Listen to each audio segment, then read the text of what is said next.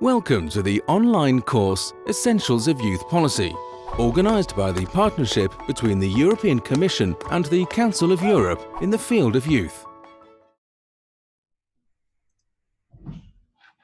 So, welcome to the second webinar of the MOOC on the Essentials of Youth Policy. I'm Laimonas Ragauskas, now in Vilnius, Lithuania, one of the facilitators of the course, but also of this webinar.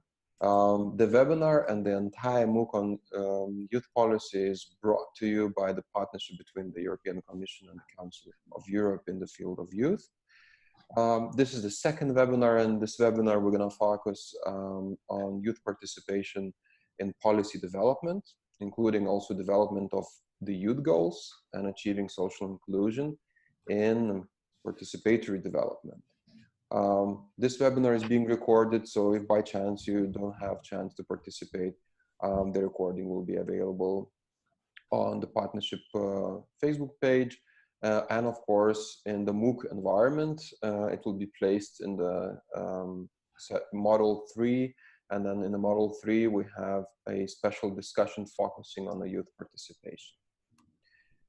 So today we have Mr. Georg Feiner, who will be our guest speaker.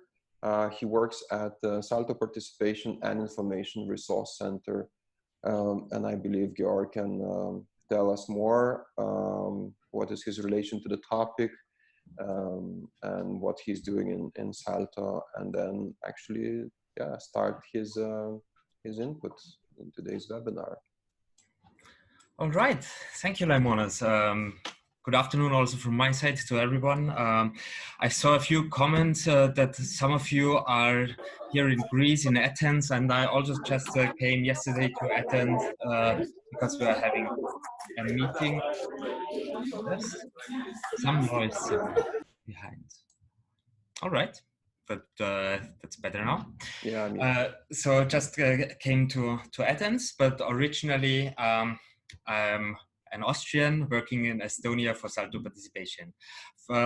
Prepared a presentation. I will share my screen now so that you can have a look at the slides that I prepared, and I'm going to talk about how to link youth participation with youth policy, essentially. So a few words about myself and my background. I've worked on participation in different positions for many years, first as volunteer, then as researcher, then for a youth council, and now I'm in this frame of the EU youth programs, where Salto is located as one of the actors. And over all that time, my basic motivation why I'm working on this topic has stayed somewhat the same, because I believe that it's essential for the progress in our societies that especially young people are involved in the decisions that are made about the future. So what I believe is that we need to improve the functioning of our democracies and also bridge a bit better the existing representative democracy with elements of more direct involvement. And this is kind of this pattern I've been following in this work on participation. So not everyone of you might know Salto, maybe some of you, but just to give a short intro, short insight, we are a resource center for the topics of youth participation and media and information literacy.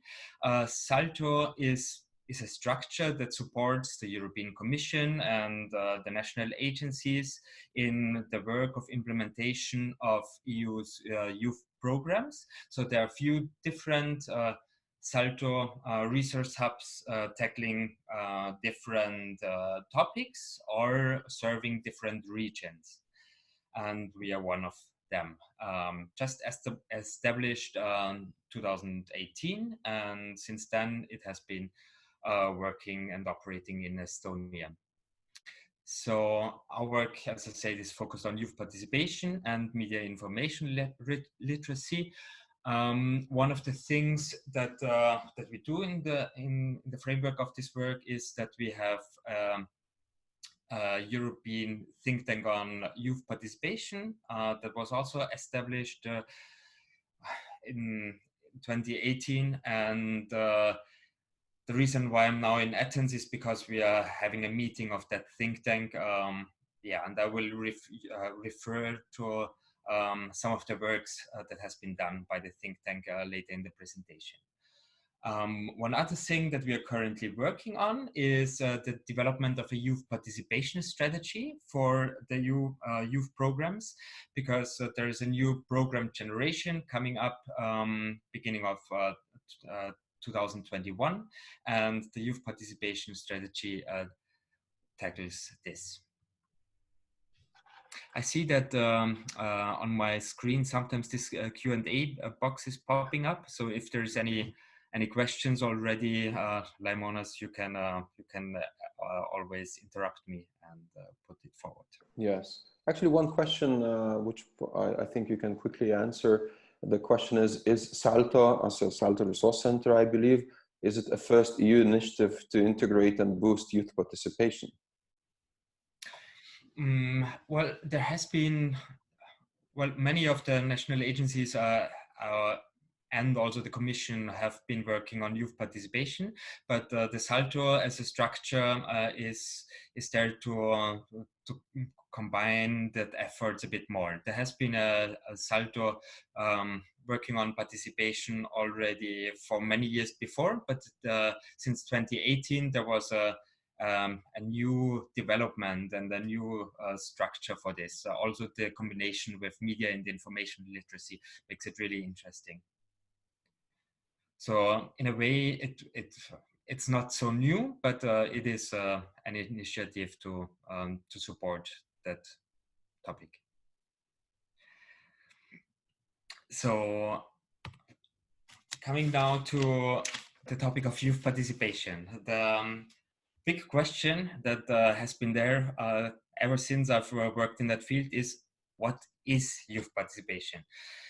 Youth participation has become somewhat of a fashion. Many people, many decision makers, politicians like to talk about it, like to say that they are doing youth participation, or like to open initiatives on this.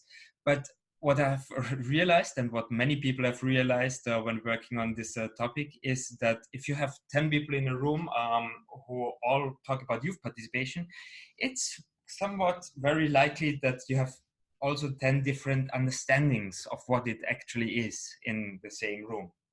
So this is part of our work to give to provide some structures into this field and of understanding what youth participation is. So because we need to have a common ground and common understanding in order to talk about the same thing and work on the same thing.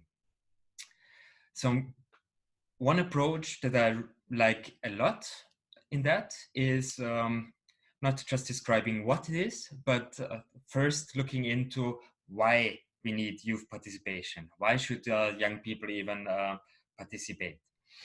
So we have, like, this is based on literature from one author, R. Farting, he's called, and this is kind of a little adaptation of this. So one approach towards this is to look into the reasoning and the justification of youth participation based on its rights. So young people are essentially holders of specific rights, and those rights include the right to participate in politics and decision making. And this is agreed upon in many policies, also in different levels, in international agreements, in some national policies. Sometimes, especially youth policy is regulated not at national but at sub-national level, in regions or local level. So at many levels there might be different policies upholding that or taking an emphasis on that right to participate.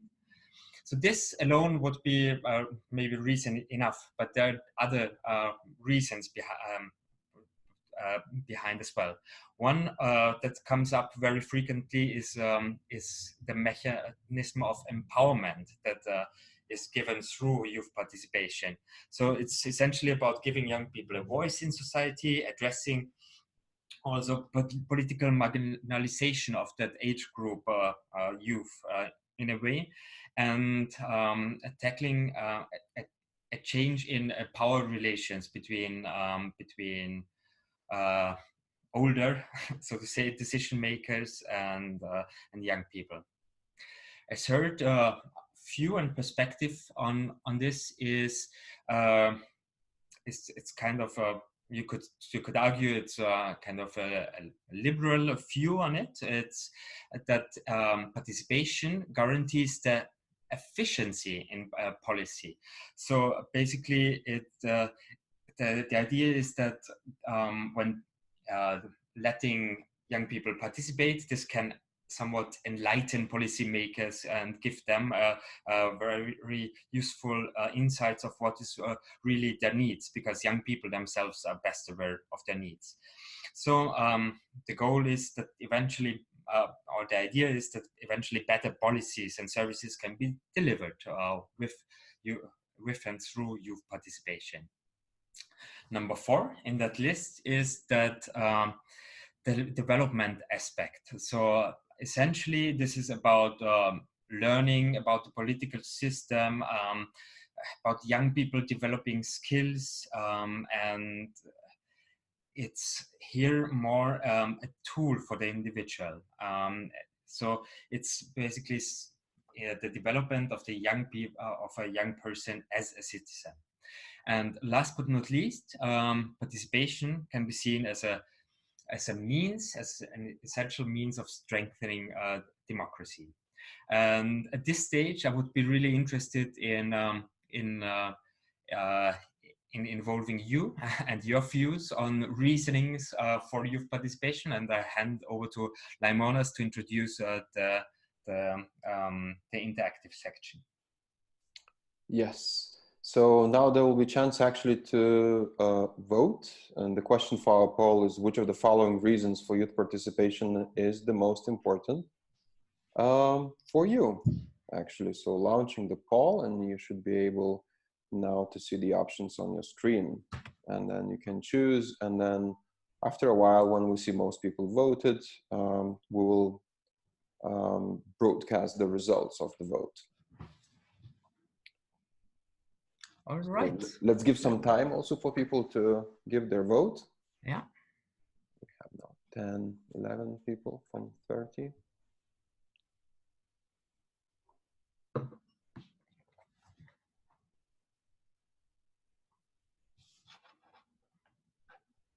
Participation is high in this webinar. Okay. 19 out of 31 voted already. Let's give a few more seconds.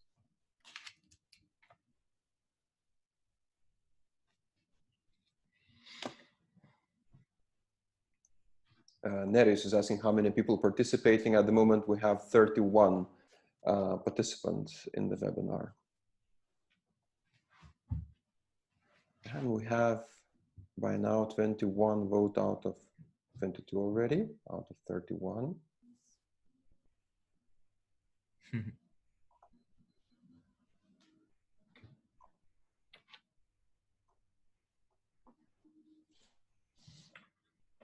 We can, I think, also reflect on, very often we have around 30% of people who register to the webinar actually coming to the webinar, which I think is also an interesting thing to see recently. A lot of online initiatives, when people kind of sign up for online initiatives, there is also a question how many people will show up for that. Okay, we have 23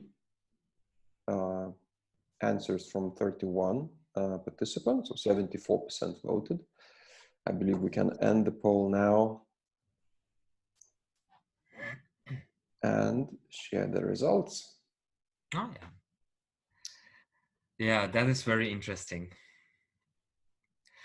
There, like, I guess some of you were eager to select more options, and often it's not just the one reasoning behind, but it's a number of reasoning. But it's good to think about this and reflect on what's the actual motivation from, like, let's say in a specific project, or also if you look at participatory initiatives from someone else, like what's the intention behind even, is this to be more efficient, or is this to fulfill the right? So, and the implications might be different. All right, so moving on from the why question to what question. If I can change the slide here, I can. So what we in Salto Participation and also with our think tank looked into when analyzing this the question of what youth participation is, we essentially came across through three central factors describing participation in that are recurring also in literacy. So this is what we find the essence of youth participation. Number one, participation is a process. So it's usually not a rather one-off event, but it's about sustained engagement in decision-making processes in one way or the other. The second aspect is that participation happens at multiple levels. So multiple spheres and levels. So it's very often and most frequently the individual or local level, be it in participation in family decision-making processes, in schools, etc. So on a smaller scale, and then only less frequently on regional, national, international level, but equally important.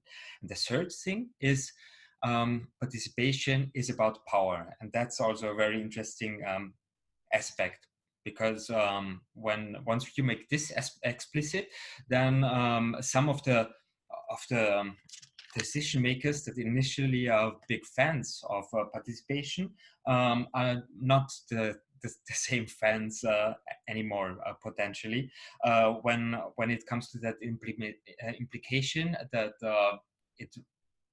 in order to do it properly, it is also about sharing powers. And here you can differentiate also about about the more top-down approach, so to say, of inviting youth participations, invited forms of participation, or more bottom-up forms that are created forms of youth participation.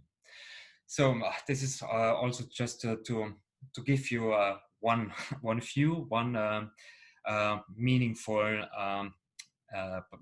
definition on participation as such. So if you want to dig deeper, I'm making this little advertisement here that we have in our think tank. We have made two publications. One is called Closer to the Edge of Participation and Activism, or especially tackling this question of what is young youth participation. And the second one is called The Seat at the Table for Everyone, where youth participation is connected to the current developments at the EU level, the new EU youth strategy especially. And also the second aspect is the inclusiveness of youth participation. So now coming to one topic that's very close to me. It's the youth goals, and I introduce it here because I think it's a very very interesting example of a participatory structure that led to some implications, some political implications at European level. At the start of this whole process leading to the youth goals was a very simple question that that we posed and discussed across Europe. The question was, youth in Europe, what's next? So what is next? What's coming up for the following decade of youth policy at European level. And the interesting thing was from the beginning that it was clear that it's going to lead the whole process, the participatory process, going to lead into a political outcome text, the EU youth strategy.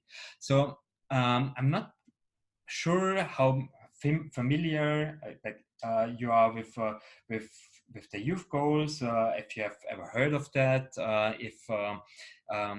what's your opinion on this? And so before I introduce a bit more the process and the thinking behind this, I would like to use this second opportunity now for interaction. Laimonas.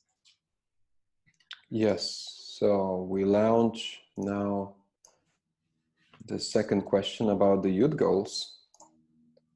What do you think about the youth goals? And I think here you are able also to vote to more than one option, if I'm not wrong.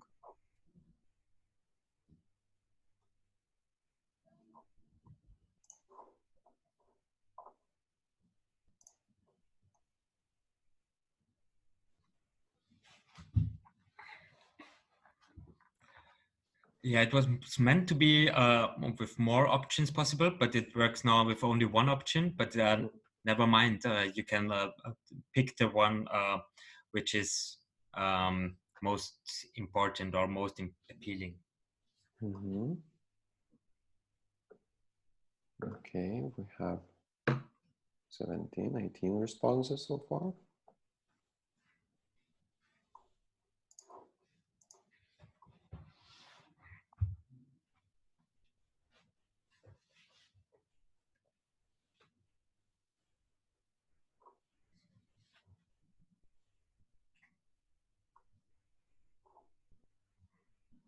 Meanwhile, there was one question from Sophie. I think when you mentioned what the participation is for, was this one aspect of power. Mm-hmm. She asked, is it more about the power or the leverage in a way? So kind of using the resources or using the access available and using your leverage to make an influence. Mm-hmm.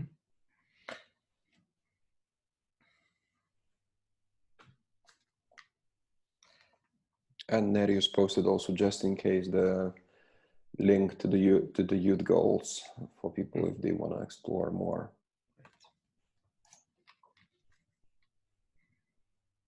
Again, we have 22 out of 30 who voted, inviting others to join as well. But seems like our poll participation is steady. No more votes coming, so I would end the poll and I will share the results. Okay, some never heard of it. And then some distribution with a leading in improving the link between institutions and youth. That's very interesting as well for me. Mm-hmm. All right, keeping that in mind, I will lead you quickly through some of the thoughts behind the process.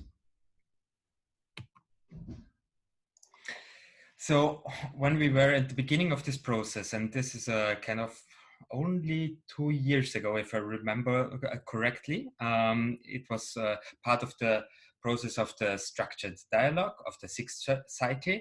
And in this beginning, we had this analysis that that very often when we talk in this field, in this youth field, about what we are doing, we come to a very long list of problems. It's like they are kind of a recurring problems or over the time that, for example, this analysis that the EU is falling apart. With many examples, that there is still a big gender inequality, that there are nationalistic tendencies, and so on and so on. So what we felt is that looking at this long list of problems, what does it generate? It usually generates some kind of fear, and this often leads to that people turn the back on you and rather walk away because it's just too depressing. We cannot tackle this all. So this was the beginning, and what we saw is like what it needs is that we formulate out of this recurring pattern of problems. We need to have some kind of positive twist on this and reformulate these problems, because the problem analysis is still valid and valuable, and this is a basis, but the story needs to be changed. And because when we keep tackling the same problems, they are not getting, you don't feel they are getting smaller. But to the other direction, if we have a formulated vision that we can agree upon with some goals that are there, then it's a different story. Then we can invite people to join us into this journey of increasing the situation regarding each of these goals one by one. And every step that you take, every project you make is a contribution leading to a brighter future, and not this negative narrative. So this was the main idea, the change in narrative, that we have, that we are striving towards a brighter future for the young people in Europe. And we didn't stop in this development process at just this very general goal topic, because you might feel that that everything is there. But we went one level deeper, and I have chosen one of the examples, youth goal number 3, inclusive societies, just to introduce to you, or to remind you that there is even in all of the youth goals 7 targets that have been outlined. So a bit more already into the direction what can be done, what's the basis for measures that can be developed, what's the basis for projects that can be implemented at all the levels. So the interesting thing is to point out that this has been it's kind of a quite big participatory project, and a complex one, because it interlinks so many levels, from very local contributions to the process to the European level, where this has been formulated in the meetings of the EU youth conferences, where we had youth representatives from all over Europe coming in and agreeing on this, together with decision makers, together with policy makers. So this is a kind of powerful basis that is there, and it has been there only since 1 year, so it's still quite new, and is still only now being more and more made use of. And also it arrives, for example, in the field of the national agencies, where I see that many people make these links now, that that projects that have been kind of disconnected to the European level before are now told in that narrative that they are connected to our bigger vision of implementing the youth goals over the years.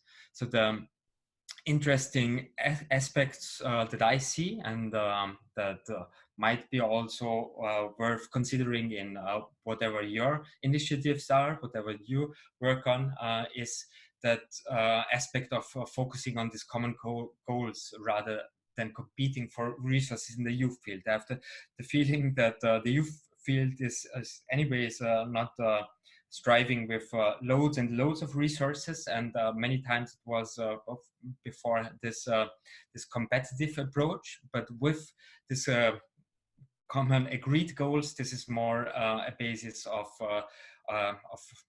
increased cooperation. So what was also one really important aspect is in the beginning of this process, I talked to decision makers from the local level in Austria who said like, okay, we are now working on a new strategy, a youth strategy. We need to make it easier to understand, and also like young people in a small community in a remote place in Austria will need to understand this. So he is, for example, very very happy with this outcome, because with this goal, the narrative is much easier to communicate. Yeah, just to point out this too. I think I had also prepared some more examples in linking youth policy with social inclusion. I'm just looking at the time, not to spend all the time talking about the youth goals. I would also like to introduce you the 3 selected examples linking youth policy with social inclusion that I selected. And one aspect when looking into work and projects is to realize, or to see what level of involvement we are talking about. I mean, many of you might be familiar with the very famous letter of participation. We have chosen here a bit of different approach, most relevant in our conception, in our way of seeing youth participation, was those 4 different things. And it's important to keep in mind that not necessarily one way of doing youth participation is much better. You just have to be clear about what it is about. Is this just about sharing information with young people? That's sometimes good enough, or is it are you consulting? Is it a cooperation, or is it a partnership on equal levels? So this is all good approaches, but you have to keep in mind that whenever you dig deeper in that sense, you need more resources, more time, more involvement to make this truly happening. Yeah, this is also an approach that has been parallel to the youth goals process happening in Austria. We talked with the open youth work centers on how to make how to access youth centers, because they reach out to different young people than many other structures or some youth organizations do. So we made a focus. Just one comment. There was a question from the audience. I think it's related to the previous drawing. Was there any specific meaning about the drawing, actually, the one you mentioned on the... Yeah, it's like this iceberg narrative that you can't see. Like often you just see the surface of youth participation, which is a very small part, and then you need to dig deeper, and that's this diver there that digs deeper and digs into the different levels and of participation. And it's not like this also demonstrates it's not so easy to reach a meaningful partnership between youth, between young people and decision makers in a meaningful way. It's like very deep down. You need to have to make some efforts to come there. Thanks. So what they did is to explore a bit what works well and what doesn't, and they have maybe simple messages, but still very, very important. And there is a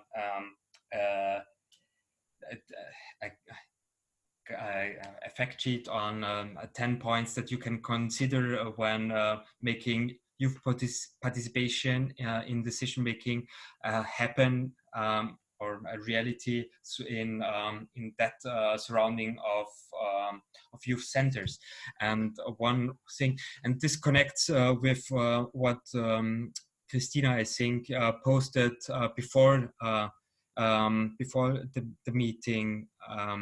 Before the webinar started, there was the Spanish contribution. So she mentioned that it has to be, that you need to meet the young people where they are, talk their language, have this access in an easy way. It has to be close to everyday life. It has to stay flexible also throughout the process, but also with the result. You cannot pre-define what is coming out.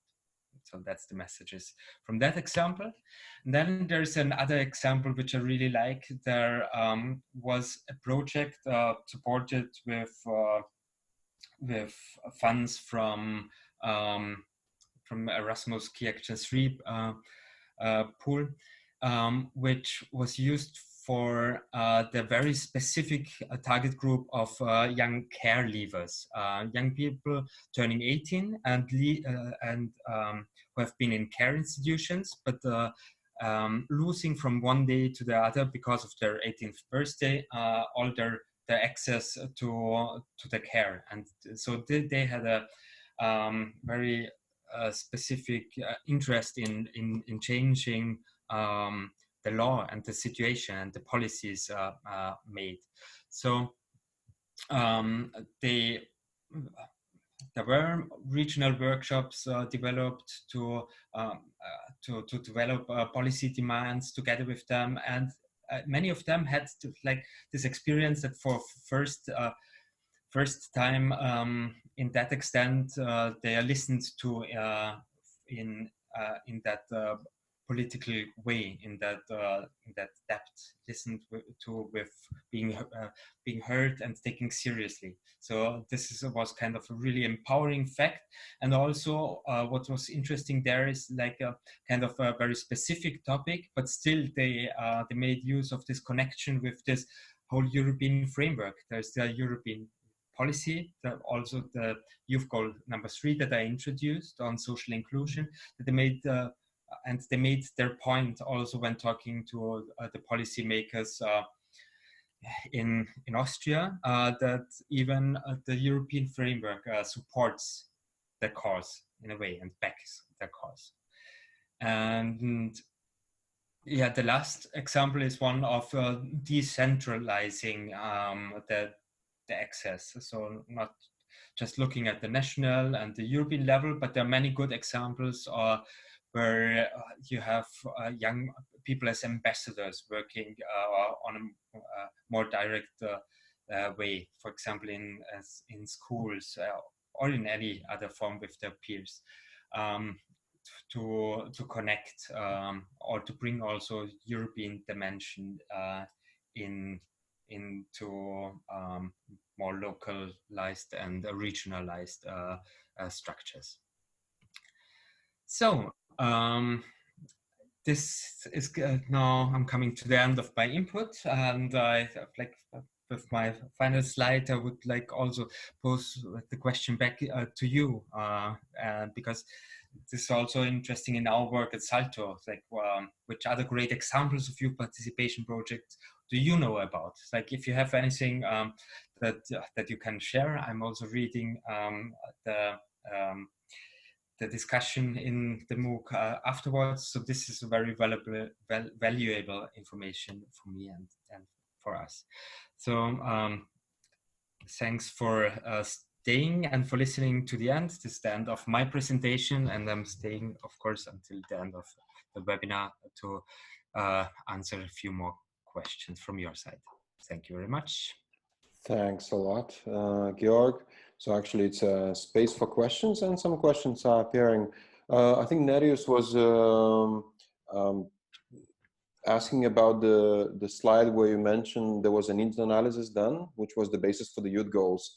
So if you could maybe give some reference to the better to better understand what was the problem analysis and who was involved in actually identifying the problems. So if you would have either any link to share, or you could mention now.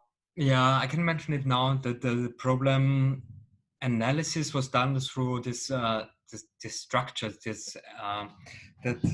that we made use of with the structured dialogue. There is in all the EU countries the national working groups working on this. So what we did in this first phase is to collect to collect responses to that very open question: youth in Europe, what's next? So we had from all the countries contributions coming in many ways. For example, these youth ambassadors made small workshops with people in decentralized ways and addressing problems. So we collected across Europe in a broad way the issues there, and then we used the EU youth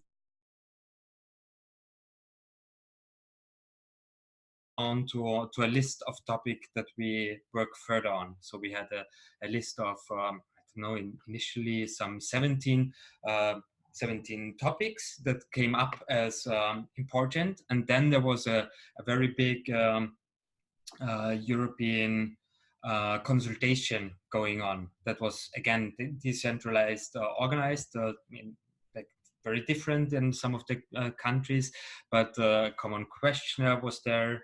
Apart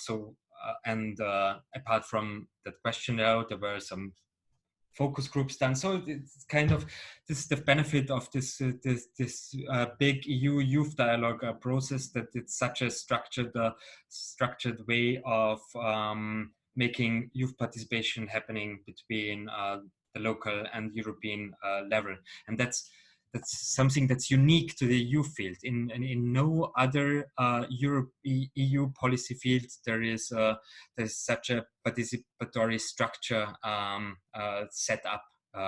So yeah, so that's the specifics of this process. Thanks a lot. You mentioned at the end of the presentation that you are looking also forward to see different examples of youth participation. Sophia, I think, who is not able actually to hear the audio, but she's actively involved in asking questions and reacting, so that's good. She was mentioning youth leadership program across high schools and also in juvenile retention centers. I would also ask the participants if there would be anyone willing to share some interesting example of youth participation and youth involvement in shaping policies. So if there would be anyone here, you can also click on the button raise hand, and I will enable your audio and video so you could share with us.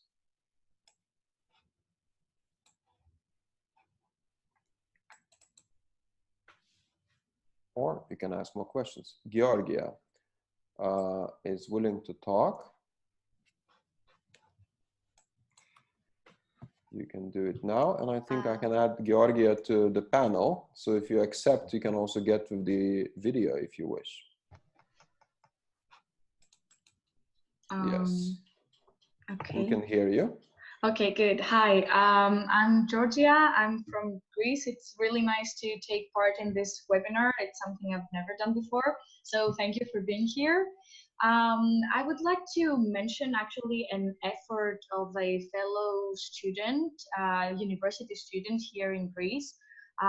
He studies law, and he's from a smaller region, a rural actually region, a little bit further from the capital. It's called Lihavia. So he started a network, a youth network, in order to empower youth of his region and give them tools and open up discussions on how they would like to see their city and the region, and actually enable them to take part in shaping their lives in where they are, and help them stay where they are for as long as they can, but actually enjoy everything that happens in the capital or in the big cities of Greece. And I just found that very interesting and intriguing, and I was very impressed. So it felt like needed to share. Thanks a lot.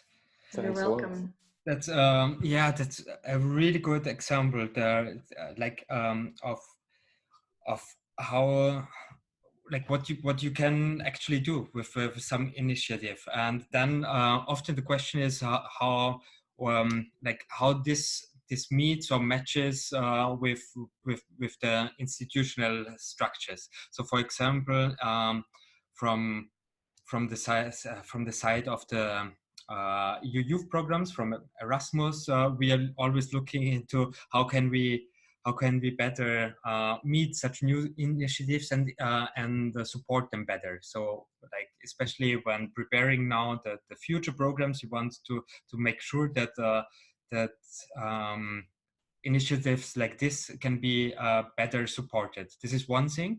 And the second thing is that also like sometimes these initiatives die after some time because the local decision makers would not listen, or you find your boundaries. So this is I think we in the youth field have a really important task to fulfill, to train also decision makers, to train them, to educate them also, um, to be able to listen and to be prepared for youth participation, essentially. Thank you very much for the comment. I'm scared to even start such an initiative because I don't know what the reception is going to be by the local community or the council of my municipality.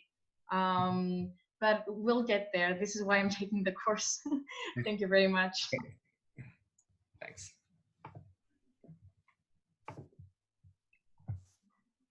And there are a few things like yeah, if that's the beginning, if you're scared to get it started, yeah, look back at the reasoning. It's like one way, like then you can think how can you address the people who need to be addressed, decision makers, whoever needs to be addressed, like and different reasons work for them. So sometimes it's good to point out just the rights, the rights to participate, that this is not just something you make up, but there is you can point, hey, there, young people have the rights, and I'm assisting there. You can function as mediator to do that, for example. Hey, anyone else willing to share an example or ask a question?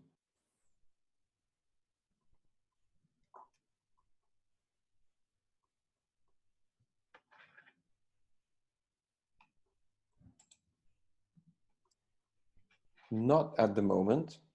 So I think we can slowly start closing the webinar in this case. One more time, I will repeat that you are actually able to see the recording after the webinar quite shortly. In a couple of hours, we will have it ready. You will be able to access it on the discussion forum in the MOOC, and that's 3.5.4 webinar discussion. So you can relate to some topics which were shown here. You can see the recording, and you can continue discussion in that discussion forum.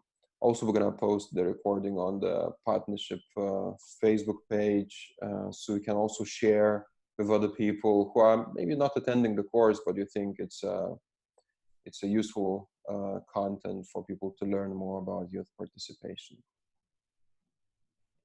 So other than that, I would like to say thanks to everyone who joined the webinar today. We are planning actually to have a third webinar, and it's happening already pretty soon on 22nd of October, the same time, 2 o'clock Central European time. And The webinar next week will be related to the module 4 in our online course. And module 4 is a lot about ways to build a national youth policy strategy. So this webinar will look also at reasons why a strategy or framework is important to have and where to start. And you will actually be able to discover a lot of tips and steps how a strategy can be developed. You will see also a number of examples and interviews with people who are developing strategy either on a local level or nationally. And big thanks to Georg actually for being with us today and sharing your thoughts, and recommendation to everyone actually follow what Salto is doing further on in the field of youth participation and youth policy. Thank you very much. We hope this video contributed to your learning about youth policy.